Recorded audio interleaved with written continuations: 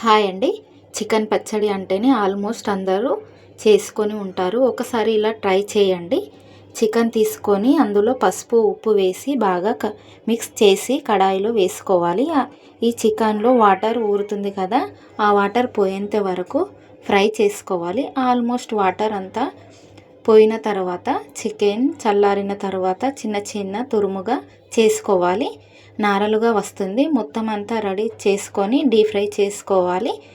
పక్కకు తీసుకొని అదే కడాయిలో అల్లం వెల్లుల్లి పేస్ట్ వేసుకొని పచ్చి వాసన పోయేంత వరకు వేయించుకోవాలి. హాఫ్ కేజీ చికెన్కు మనం కూరలో ఎంత కారం వేస్తామో దానికి డబల్ వేసుకోవాలి. తర్వాత మనం వేయించుకున్న మసాలా పౌడర్ని వేసుకోవాలి. తర్వాత స్టవ్ ఆఫ్ చేసి ఫ్రై చేసుకున్న చికెన్ తురుముని అందులో వేసుకోవాలి. 2 నిమ్మకాయలు పోసుకోవాలి. చికెన్ తొక్కు రెడీ. మా పిల్లలు ఎంతో ఇష్టంగా తిన్నారు. మీరు కూడా ట్రై చేయండి. Okay, bye.